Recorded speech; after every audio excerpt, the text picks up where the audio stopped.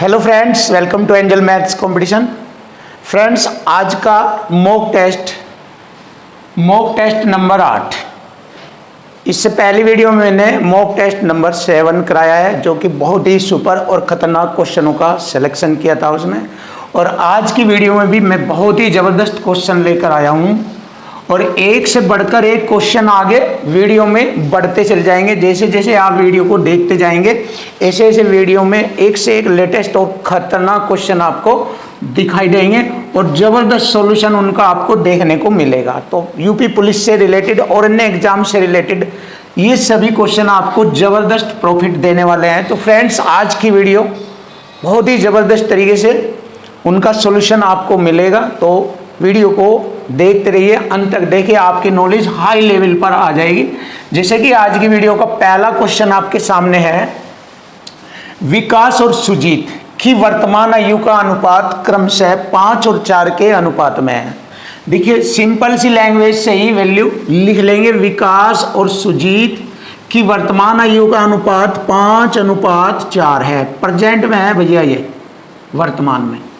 3 वर्ष बाद उनकी आयु का अनुपात 11:9 हो जाता है। देखिए, 11 और 9 हो जाता है। कितने वर्ष बाद? आफ्टर 3 इयर्स, 3 वर्ष बाद।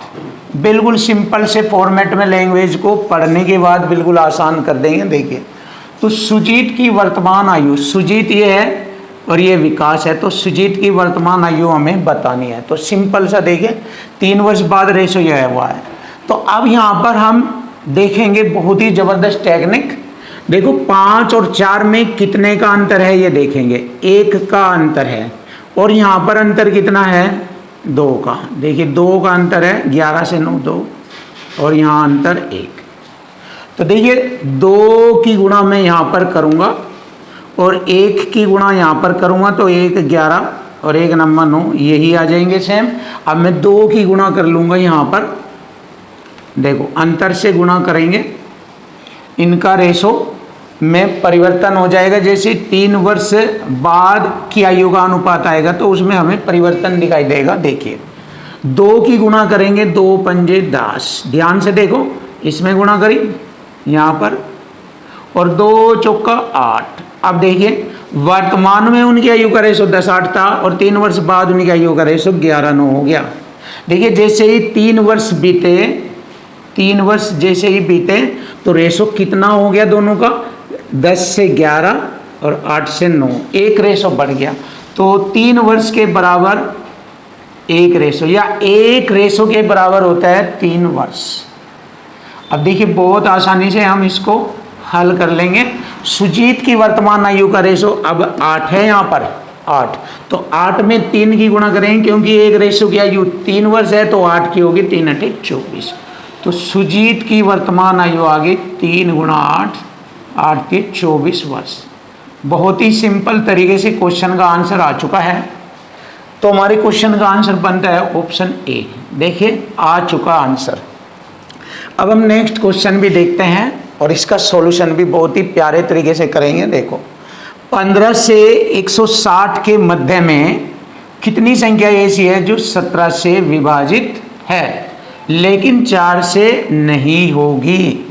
तो देखिए, 17 से विभाजित होने वाली संख्या 15 और 160 के बीच में देखनी है कौन कौन सी है। 17 का पाड़ा पढ़ेंगे। 17 एकम 17, बहुत आसान। 17 दूनी 34, 17 तिये 51, 17 चौका 68, 17 पंजे 85, 17 छिक्के 102, 17 सत्ते 119 और 17 अट्ठे 136, 17 नब्बे 153 और 17 दाम 170 आगे पहुंच जाएगी संख्या। तो ये संख्या है 15 और 160 के बीच में 17 से विभाजित होने वाली, ये टोटल संख्या है। लेकिन उसने एक टैग और लगा दिया है कि लेकिन 4 से विभाजित ना हो। वे संख्या बतानी जो 4 से विभाजित ना हो। तो देखिए, 4 से विभाजित ये नहीं होती, 4 से विभाजित ये भी नहीं होती, 4 से विभाजित ये भी नहीं होती, और 4 से विभाजित हो जाएगी ये। 4 से विभाजित ये भी नहीं होती, 4 से विभाजित ये भी नहीं होती, 4 से विभाजित ये भी नहीं होती, और 4 से विभाजित हो जाएगी ये, और 4 से विभाजित ये भी नहीं होती। तो कितनी ऐसी संख्या है जो 4 से विभाजित नहीं होती? गिन लीजिए, 1 2 3 4 5 6 7, ऐसी संख्या 7 है। और यही हमारे क्वेश्चन का आंसर बनता है। ऐसी संख्या 7 है, ऑप्शन बी हमारे क्वेश्चन का आंसर। क्लियर। क्वेश्चन नंबर 3 देखिए, बहुत ही जबरदस्त और बेस्ट क्वेश्चन आपके सामने, और सॉल्यूशन भी आपके सामने बेस्ट ही होगा। देखो, एक छात्रावास में 1200 लड़के हैं, इनमें से प्रत्येक हॉकी अथवा फुटबॉल अथवा दोनों खेल खेलते हैं। देखिए, हॉकी अथवा फुटबॉल अथवा दोनों ही खेल खेलते हैं 1200 छात्रों में से। यदि 75% लड़के हॉकी और 45% लड़के फुटबॉल, कितना हो गया टोटल? इनको जोड़ेंगे तो 75 और 45 होता है 120%।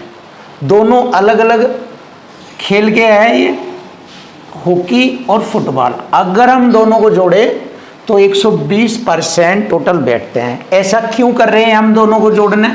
क्योंकि यहाँ पर दोनों का भी खेल दिया है। देखिए, प्रत्येक हॉकी अथवा फुटबॉल अथवा दोनों खेल खेलते हैं, इसीलिए हम यहाँ पर दोनों को जोड़ते हैं।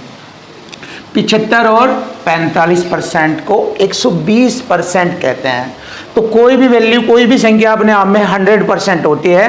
अगर 100% से ज़्यादा आ रही है दोनों की वैल्यू जुड़कर, तो जो भी 100% से ज़्यादा आएगी वह दोनों खेल खेलने वालों का परसेंट होता है। तो 75 और 45 120% होता है, 100 से 20% ज़्यादा है तो दोनों खेल खेलने वालों का जो परसेंट है वो 20% है। टोटल लड़कों की संख्या है 1200। अब 1200 में पूछा है तो कितने विद्यार्थी दोनों खेल खेलते हैं? देखिए, हमें पता है दोनों खेल खेलने वाले 20% बने हैं, यहाँ से मैंने बनाए हैं। तो दोनों खेल खेलने वालों का परसेंट 20 है। तो 1200 का 20% निकालेंगे, दोनों खेल खेलने वाले विद्यार्थियों की संख्या आ जाएगी। परसेंट से मैंने 2 जीरो काटा, परसेंट से मैंने 2 जीरो काटा 1200। अभी देखते हैं यहाँ पर 1200 है ये, और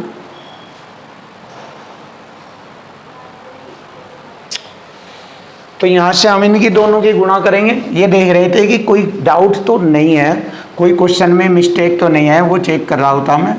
तो देखो, 120 और 2 की गुणा करेंगे, 12 दूनी 24 और 1 जीरो, ये यानी कि 120 दूनी 240। तो दोनों खेल खेलने वालों की जो संख्या थी वो 240 थी 1200 लड़कों में, और यही हमारे क्वेश्चन का आंसर बन गया। तो फ्रेंड्स, बहुत ही आसानी से आप हर क्वेश्चन सीखोगे और धमाके से आप अपने एग्ज़ाम को, अपने टेस्ट को क्लियर करोगे।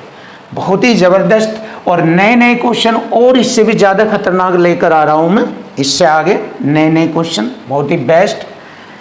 नेक्स्ट क्वेश्चन है, किसी कक्षा में लड़कों की संख्या लड़कियों की संख्या की 3 गुनी है। देखो, बॉयज़ की जो संख्या है वो गर्ल्स की संख्या से 3 गुना है। ये लिख दिया मैंने, 3 गुना है। निम्न में से कौन सी संख्या कक्षा में विद्यार्थियों की कुल संख्या को प्रकट नहीं करती? कुल, तो विद्यार्थियों की कुल संख्या हो गई बॉयज़ प्लस गर्ल्स, कुल संख्या हो जाएगी, इनके रेशो को जोड़ेंगे 4 हो जाएगा, 3 और 1 4। तो कुल संख्या को रिप्रेजेंट नहीं करती है। वह संख्या बताओ। तो रिप्रेजेंट वह संख्या नहीं होगी जो 4 से डिवाइड नहीं होता। 4 से डिवाइड नहीं होता। अब 4 से डिवाइड 48 हो रहा है, ये तो हो रहा है। 44 भी हो रहा है 4 से, देखो 4 से ये भी 42 नहीं होता, 4 से डिवाइड नहीं होता। तो यही कुल विद्यार्थियों की संख्या को रिप्रेजेंट नहीं करती। तो मतलब हमारे क्वेश्चन का आंसर आ गया 42 ऐसे छात्रों की संख्या है जो दोनों की कुल संख्या को प्रकट नहीं करती। तो ऑप्शन सी हमारे क्वेश्चन का आंसर आ चुका है। तो बहुत ही ज़बरदस्त सॉल्यूशन आपके सामने आया है। Question number 5। देखिए क्वेश्चन नंबर 5 और 6 ये दोनों क्वेश्चन एक जैसे आपको दिखाई देंगे, लेकिन दोनों क्वेश्चन में काफ़ी डिफरेंस है और बच्चा इन दोनों क्वेश्चन में कंफ्यूज हो जाता है, जिसकी वजह से वह गलत कर देता है। इन दोनों क्वेश्चनों की अपनी अलग अलग पहचान है, जो कि मैं आपको अभी बताने वाला हूँ। देखो, अगर आपके सामने कोई इस प्रकार का क्वेश्चन आए कि कई सारे मित्र है, 10, 12, 15 कुछ भी एनीवन मित्र है, और वे एक दूसरे को कोई चीज़ भेजते हैं या भेंट करते हैं, एक दूसरे को चीज़ देते हैं, वस्तु देते हैं या गिफ्ट देते हैं, तो ऐसे क्वेश्चनों को अलग स्टाइल से करना। और जब इस तरह के क्वेश्चन आते हैं कि एक पार्टी में कुछ व्यक्ति होते हैं या सभा में कुछ व्यक्ति होते हैं, 10, 15, 20 इस तरह से, और जब उनकी पार्टी खत्म होती है, समाप्त होती है, तो वे एक दूसरे से आपस में हाथ मिलाते हैं। तो ये हाथ मिलाने वाला सवाल है, ये एक दूसरे को गिफ्ट देने वाला सवाल है। दोनों अपने आप में अलग अलग कैटेगरी के सवाल हैं, लेकिन बच्चे इनमें कंफ्यूज हो जाते हैं, जिसकी वजह से वे इनको गलत कर देते हैं। तो इस प्रकार के क्वेश्चन जो गिफ्ट देने वाले होते हैं एक दूसरे को, उन पर ये वाला कॉन्सेप्ट लगता है। टोटल हमें संख्या निकालनी है तो n गुणा n-1, ये वाला कॉन्सेप्ट लगता है। n यहाँ पर टोटल नंबर को, टोटल संख्या को रिप्रेजेंट करता है। और यदि एक दूसरे से हाथ मिलाने वाले सवाल आते हैं तो इनका कॉन्सेप्ट ये होता है n गुणा n-1 बटे में 2, ये वाला कॉन्सेप्ट होता है। तो फ्रेंड्स, इन्हीं कॉन्सेप्ट के अकॉर्डिंग आप क्वेश्चनों को बिल्कुल ईजी कर सकते हैं। देखिए यहाँ पर n बराबर 12 मित्र है जो एक दूसरे को दिवाली के कार्ड भेजकर शुभकामनाएं देते हैं, तो समूह ने कितने कार्ड खरीदे। तो यहाँ पर हम इसको हल करेंगे 12 और 12 में से घटाएंगे 11, तो 12 गुणा 11 132। तो हमारे क्वेश्चन का आंसर आ चुका है 132 कार्ड। देखिए आसानी से क्वेश्चन का आंसर आ चुका है। तो फ्रेंड्स, वीडियो को देखना बंद मत कीजिए, वीडियो को लास्ट तक देखिए, आपको इससे भी ज़्यादा खतरनाक और एक से एक बढ़कर क्वेश्चन देखने को मिलेंगे और यूपी पुलिस के लाजवाब ज़बरदस्त क्वेश्चन आपके सामने आएंगे। अब देखिए नेक्स्ट क्वेश्चन, एक व्यावसायिक सम्मेलन में 10 व्यक्तियों ने भाग लिया। सम्मेलन के अंत में प्रत्येक व्यक्ति ने हाथ मिलाए। बताओ कि इस दौरान कुल कितनी बार हाथ मिलाए गए। अभी बताया मैंने हाथ मिलाने वाले सवाल, तो इनको ऐसे हल करेंगे। कितने व्यक्ति है? 10, तो n बराबर 10 और 10 में से घटाएंगे 9 बट्टे में 2, इसको हल करेंगे। 2 पंजे 10, 5 9 45, तो 45 बार हाथ मिलाए गए, 45 बार हाथ मिलाए गए। ऑप्शन बी हमारे क्वेश्चन का आंसर बनता है। तो फ्रेंड्स देखिए, एक से एक धांसू और खतरनाक क्वेश्चन आपके सामने अभी और आएंगे। फ्रेंड देखिए क्वेश्चन नंबर 7 बहुत ही ज़बरदस्त और बेस्ट क्वेश्चन है, और इस क्वेश्चन का सॉल्यूशन भी आपके सामने बहुत ही बेस्ट और ज़बरदस्त होगा। तो देखिए कैसे होता है इसका सॉल्यूशन, और इस लेवल के जितने भी क्वेश्चन होंगे आप सभी इसी तरीके से कर सकते हैं।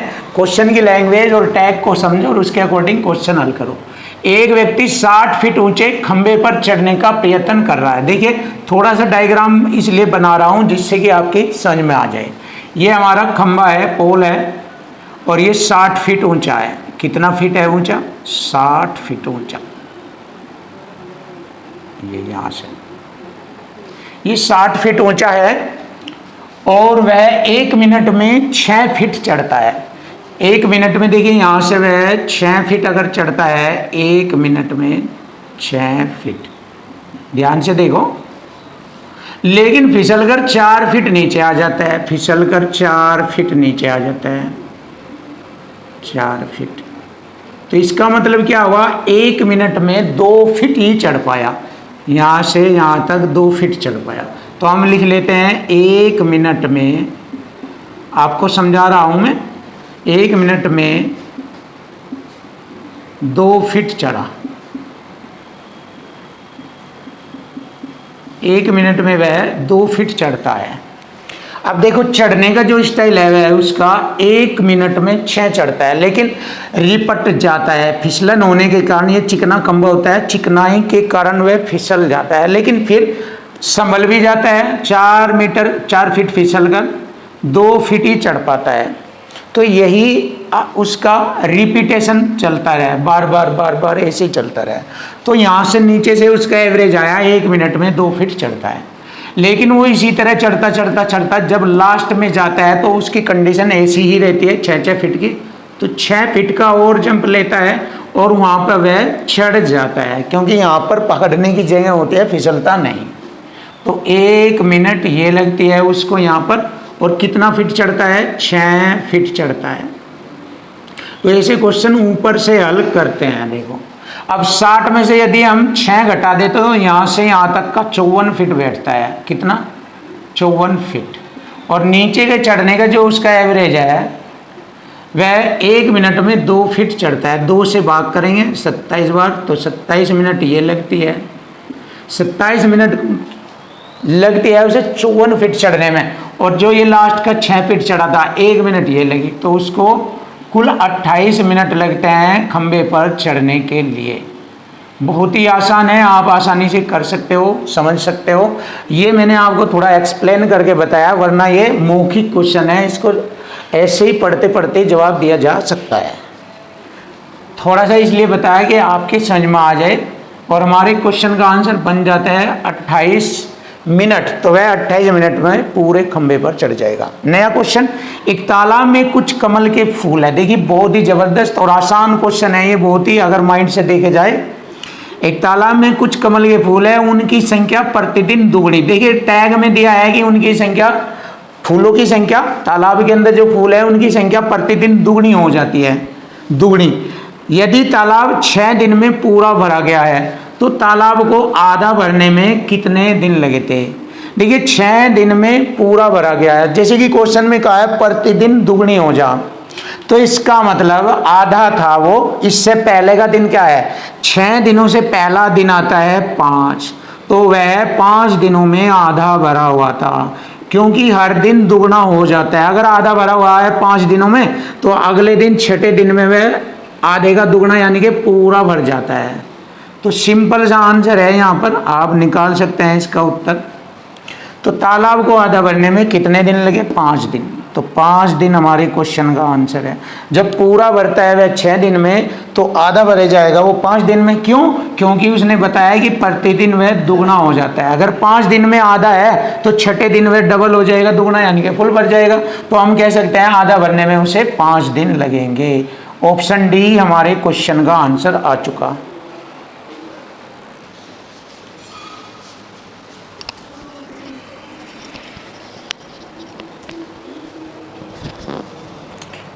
क्वेश्चन नंबर 9, देखिए बहुत ही जबरदस्त और खतरनाक क्वेश्चन आपके सामने। क्वेश्चन नंबर 9 है, आप देख लीजिए, जबरदस्त क्वेश्चन। और नेक्स्ट क्वेश्चन भी आपके सामने बहुत ही सुपर और बेस्ट क्वेश्चन लिए हैं। और आने वाले जितने भी और आगे क्वेश्चन आएंगे वे भी बेस्ट और सुपर होंगे। कुछ संतरे 40 बच्चों के बीच बराबर बराबर बांटे गए। देखो संतरों की संख्या तो हमें मालूम नहीं, लेकिन जितने भी संतरे हैं उन्हें बराबर बराबर करके 40 बच्चों में बांटे गए। देखिए क्वेश्चन की लैंग्वेज समझो। यदि 20 बच्चे अधिक हो जाते तो प्रत्येक बच्चे को 5 संतरे कम मिलते। बताओ कि आरंभ में बांटे गए संतरों की संख्या कितनी थी? बहुत ही आसान। देखिए आरंभ में प्रत्येक बच्चे को कुछ संतरे 40 बच्चों के बीच बराबर बराबर बांटे गए। तो हमें नहीं मालूम कितने कितने संतरे बांटे गए, पर ये कितने बच्चों में बांटे गए? 40 बच्चों में बांटे गए। देखिए इक्वल टू इक्वल करूंगा मैं क्वेश्चन को। अब इसने कहा यदि 20 बच्चे अधिक हो जाते, पहले 40 थे अब 20 हो गए, तो 60 बच्चे हो गए, अब 20 और बढ़ गए, तो प्रत्येक बच्चों को 5 संतरे कम मिलते। पहले मिल रहे थे संतरे, अब 5 कम मिलने लगे। जैसे ही 20 बच्चे और अधिक हो गए तो संतरों की संख्या 5 कम हो गई। तो आरंभ में बांटे गए संतरों की संख्या। देखिए क्वेश्चन यहीं से फिनिश हो जाएगा। छोटा कर लीजिए, 20 दूनी 40 और 20 तिये 60, 3s और यहाँ 2s है, तो 2s को 3s में से घटा देंगे 1s, और 3 पंजे 15 माइनस का हो जाएगा, इधर प्लस में आ जाएगा। तो आरंभ में जो है 40 बच्चों में बराबर बराबर बांटे गए संतरों की संख्या थी 15। तो 15-15 संतरे स्वरूप में सभी बच्चों में बांटे गए। अब हमसे पूछा है टोटल कुल संतरों की संख्या। अब देखिए कुल संतरे कितने थे जो 40 बच्चों में बांटे गए। बहुत ही आसानी से क्वेश्चन आ चुका आपके सामने। देखिए 15-15 बांटे गए, 15 एक बच्चे को मिल रहे हैं तो 40 बच्चों को कितने मिलेंगे? 15 चौका 60 और 1 0 600, तो 600 संतरे बटेंगे टोटल। और यही हमारे क्वेश्चन का आंसर है ऑप्शन सी। तो देखिए फ्रेंड बहुत ही खतरनाक और आसानी से आपके सामने क्वेश्चन का सॉल्यूशन हो चुका है। अब हम नेक्स्ट क्वेश्चन देखते हैं, क्वेश्चन नंबर 10। एक फूल विक्रेता के पास 133 गुलाब थे, उसने उनमें से 5/7 भाग बेच दिया। देखिए 7 में से 5 हिस्से बेच दिए तो 2 हिस्से बच गए, यानी कि 2/7 भाग बच गया। तो उसके पास कितना गुलाब बचे? तो 133 गुलाब का 2/7 भाग बचा है।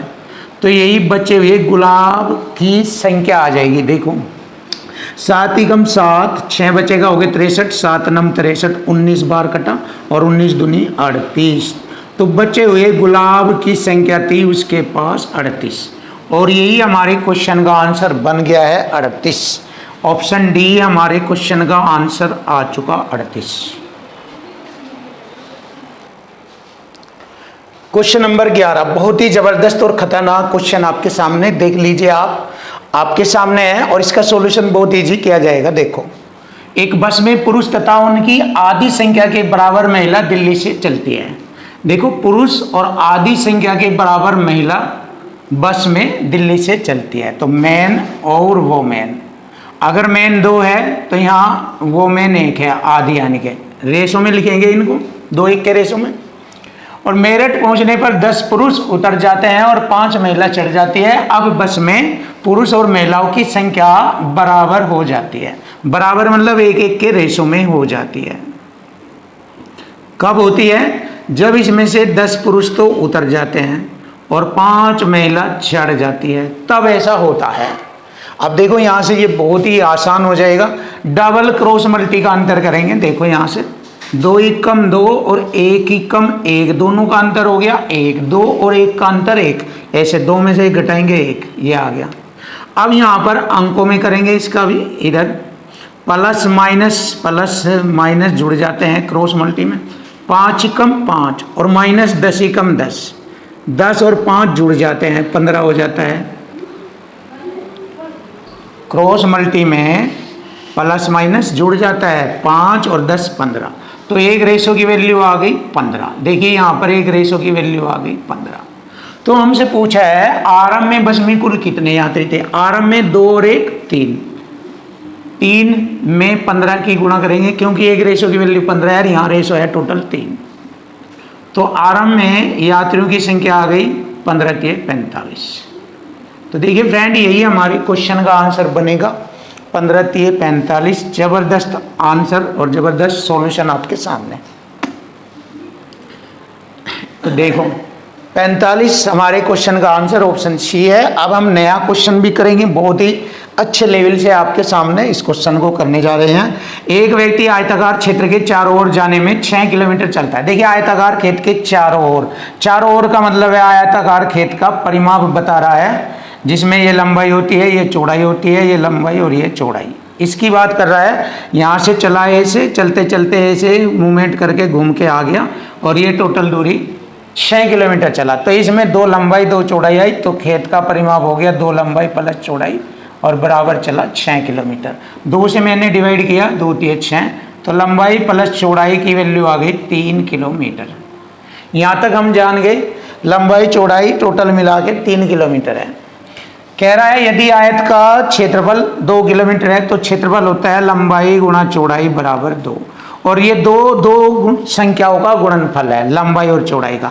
तो 2 के ऐसे टुकड़े करेंगे जिनका गुणनफल तो 2 आएगा और योगफल लंबाई चौड़ाई का 3 आएगा, ये देखना है। तो इसके टुकड़े कर लेते हैं, 2 एकम 2, 2 गुणा 1। तो इसका मतलब लंबाई तो आ गई हमारी 2 और चौड़ाई आ गई हमारी 1। दोनों को जोड़ेंगे, लंबाई चौड़ाई को जोड़ेंगे 3 और दोनों की गुणा करेंगे 2। तो हमें मालूम हो गया लंबाई चौड़ाई हमारी 2 और 1 है। तो अब हमसे पूछा है लंबाई और चौड़ाई का अंतर बताओ। तो हो गया अंतर दोनों में, बहुत आसान। लंबाई 2 चौड़ाई 1, अंतर हो गया 1 किलोमीटर। और यही हमारे क्वेश्चन का आंसर बनता है ऑप्शन डी। बहुत ही जबरदस्त आंसर आपके सामने आ गया। क्वेश्चन नंबर 13, बहुत ही बेस्ट और जबरदस्त क्वेश्चन आपके सामने, तो सॉल्यूशन भी जबरदस्त ही होगा। देखिए, एक 1200 लोगों का समूह है जिसमें कप्तान और सैनिक है, यानी कि 1200 फौजी है उसमें, और कप्तान और उसमें सैनिक है उस समूह में। तो रेलगाड़ी से यात्रा कर रहे हैं, हर 15 सैनिक पर एक कप्तान रखा गया है। तो समूह में कुल कप्तानों की संख्या हमें बतानी है। सिंपल सा क्वेश्चन। देखिए यहां पर हमारे ये हो गए सैनिक, और ये हो गए कैप्टन, कप्तान। तो 15 सैनिक पर एक कैप्टन रखा गया है। टोटल हमारे 1200 लोग हैं। तो यहाँ पर टोटल कितने हैं हमारे? 15 1 16। एक रेशो की वैल्यू 16 सत्ते 112, 8 बचेंगे 80, 16 पंजे 80। एक रेशो की वैल्यू 75 हो गई है। तो कप्तान की संख्या पूछी है 75 एकम 75। तो कप्तान लोगों की संख्या थी 75, और यही हमारे क्वेश्चन का आंसर बन गया। देखिए बहुत आसान, मैथ इतना डिफिकल्ट नहीं होता है, बस उसको आसान बनाया जाता है क्वेश्चन की लैंग्वेज और टैग से। बस उसको सीखिए और इसी से आपका मैथ आसान। मैं तो ऐसे ही करता हूँ, देख लीजिए आप। ऑप्शन बी हमारे क्वेश्चन का आंसर बन चुका है। अब देखिए ये क्वेश्चन भी आपके लिए क्वेश्चन की लैंग्वेज और टैग से ही व इक्वल टू इक्वल से ही समाप्त होगा। देखो, एक निश्चित संख्या में कुछ घोड़े और समान संख्या में कुछ आदमी जा रहे हैं। यानी कि यहाँ पर क्वेश्चन की लैंग्वेज में कहा गया है जितने घोड़े उतने ही आदमी कहीं जा रहे हैं, यानी घोड़ों की संख्या और आदमियों की संख्या आपस में बराबर है। आधे लोग अपने घोड़ों की पीठ पर बैठे हैं और शेष आधे लोग घोड़ों को ले जा रहे हैं। यदि भूमि पर चल रहे पैरों की संख्या 70 है टोटल, तो घोड़ों की संख्या बताओ। तो इक्वल टू इक्वल करेंगे। ये जो भूमि पर चल रहे पैरों की संख्या है ये घोड़ों की और आधे आदमियों की है, क्योंकि आधे आदमी तो घोड़ों की पीठ पर बैठे और आधे आदमी पैदल चल रहे हैं।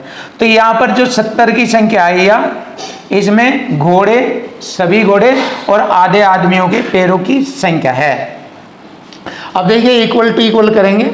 पैरों की कुल संख्या, इधर भी पैरों की कुल संख्या करेंगे।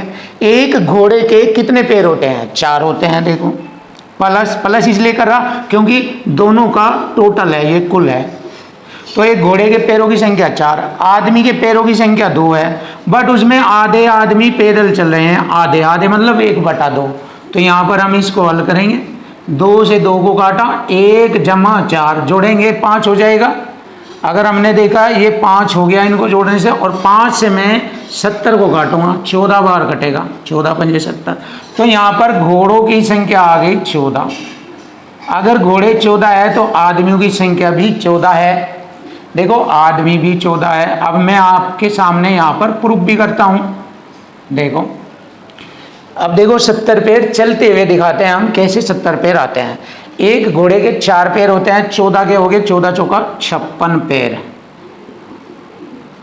प्लस एक आदमी के 2 पैर होते हैं तो आधे आदमी 7 हो गए, तो 7 दूनी 14, आधे 7 हो जाएंगे। तो आधे आदमी जो 7 है पैदल चल रहे हैं, तो 7 आदमी हो गए, 14 पैर हो गए। तो 56 और 14 जोड़ेंगे 70 पैर। देखिए सिद्ध हो गया ये आपके सामने। तो हम कह सकते हैं घोड़ों की संख्या थी टोटल 14। ऑप्शन सी हमारे क्वेश्चन का आंसर बन गया। क्वेश्चन नंबर 15 देखिए, बहुत ही सुपर और बेस्ट क्वेश्चन है ये आपके सामने। ABC ने 2, 3, 4 के अनुपात में कुछ टिकटों को शेयर किया और एक खेल के बाद अनुपात 5-2-2 हो गया। देखिए अनुपात कम हो गया। यदि A ने 21 टिकटें जीती है तो C ने कितनी टिकटें हारी? देखो A की रेशो 2 था, अब रेशो बढ़कर 5 हो गया, तो इसका मतलब जीतना हो गया ये। और C का रेशो 4 था, अब 2 हो गया, घट गया, इसका मतलब हार गया है। तो यहाँ पर हम क्वेश्चन की लैंग्वेज और इक्वल टू इक्वल से करेंगे। देखो बहुत ही सिंपल तरीका है यहाँ पर।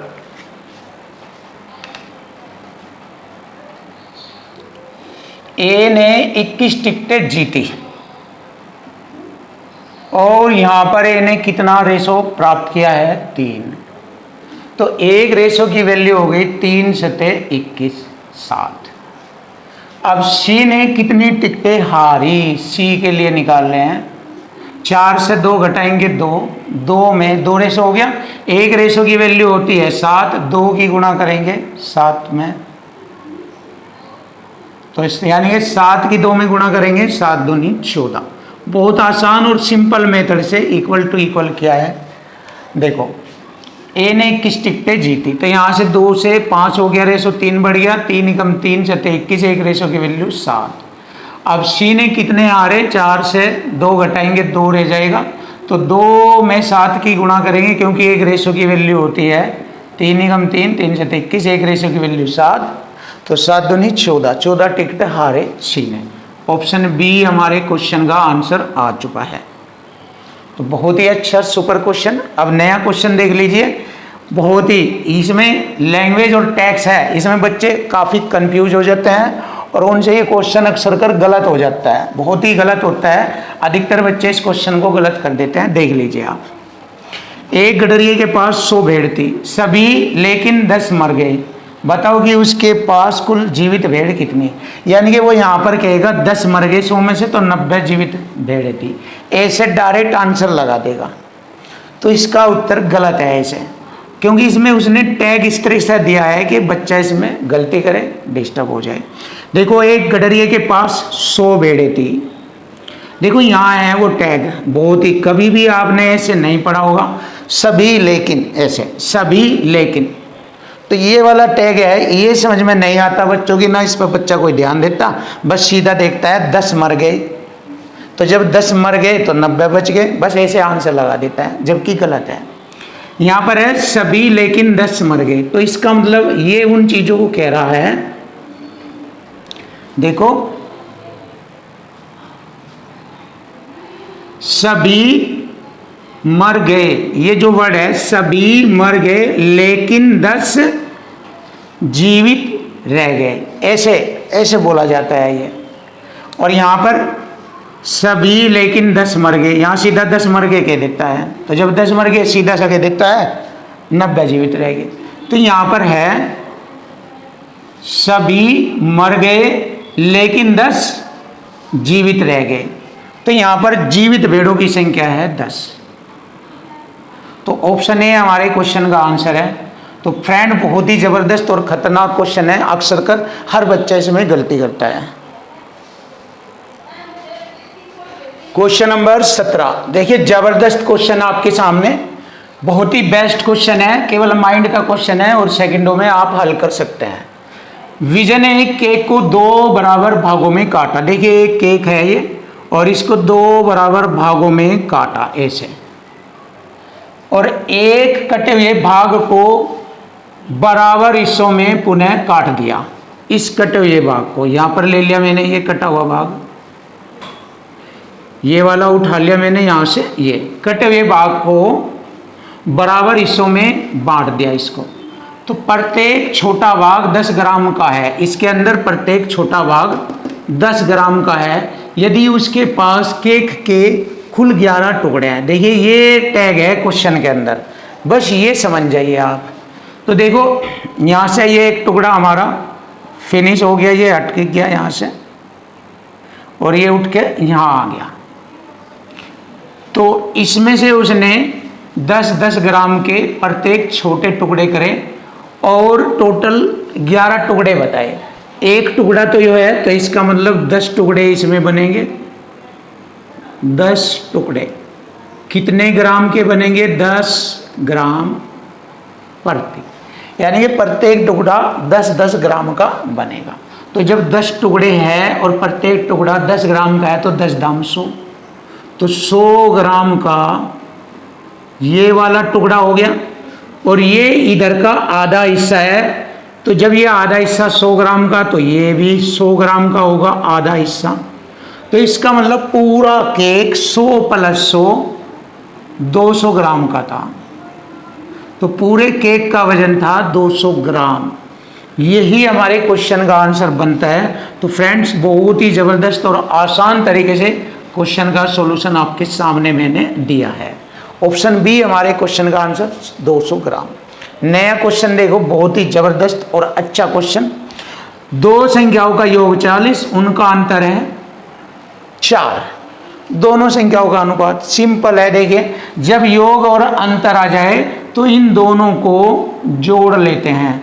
40 और 4 44 का आधा करेंगे, 22 बार कटेगा तो यहां पर ये बड़ी संख्या आ जाएगी। देखिए, दोनों के जोड़ का आधा कर दीजिए तो बड़ी संख्या आ जाएगी। अब हमें छोटी संख्या भी लेनी है। देखो, जब दोनों संख्याओं का योग 40 है, 40 में एक संख्या बड़ी है 22, तो छोटी रह जाएगी 18, क्योंकि 40 में से 22 घटाएंगे, छोटी होगी 18। अब यहाँ पर इन दोनों का रेशो हमें बताना है, जो कि उसने पूछा है। 2 से काटा 11 बार, 2 नम्मा 18। तो दोनों संख्याओं का अनुपात बता दिया मैंने, 11:9। यही हमारे क्वेश्चन का आंसर बन गया, 11:9। तो फ्रेंड, इस तरीके से भी आप इसको कर सकते हैं। दो संख्याओं का योग 40, दोनों का अंतर हो गया 4। यहाँ पर ये कट गया प्लस माइनस, तो 2a बराबर हो गया 44। 2 से 44 को काटेंगे 22। तो देखिए, बड़ी संख्या आ गई 22। तो इसमें एक संख्या बड़ी 22 है, छोटी 18 है। तो यहाँ से 2 से 11 और 2 नम्बर 18, तो 11:9 आ जाता है। आप ऐसे भी कर सकते हैं और आप ऐसे भी कर सकते हैं, आपकी मर्जी है, आप किसी भी तरह कर सकते हैं। ज़बरदस्त क्वेश्चन आपके सामने है। Question number 19। देखिए फ्रेंड, बहुत ही ज़बरदस्त और ख़तरनाक क्वेश्चन है दोनों, और इनका ज़बरदस्त सॉल्यूशन आपको देखने को मिलेगा। क्वेश्चन की लैंग्वेज और टैग से ही क्वेश्चन को हल करेंगे। देखो, एक लिफ्ट की क्षमता, अक्षमता यानी कि 18 वयस्कों को अथवा 30 बच्चों को ले जाने की है। मतलब इसका अर्थ यह है कि एक लिफ्ट में या तो 18 वयस्क ले जाए जा सकते हैं या फिर 30 बच्चे ले जाए जा सकते हैं। यानी कि लिफ्ट की अक्षमता 18 वयस्कों को ले जाने की है अथवा 30 बच्चों को ले जाने की है। तो हम यहाँ से इसको छोटे रेशो में करेंगे। 6 तिये 18 और 6 पंजे 30। इसका मतलब हो गया 3 वयस्क 5 बच्चों के बराबर है। और अगर मैं दोगुना करूँ 6 वयस्क तो 10 बच्चों के बराबर हो जाएगा। 3 का दोगुना 5 का दोगुना। यहाँ पर देख लीजिए, 6 वयस्क 10 बच्चों के बराबर बैठते हैं। देखो, यहीं से बनाया मैंने ये। अब आगे बढ़ेंगे।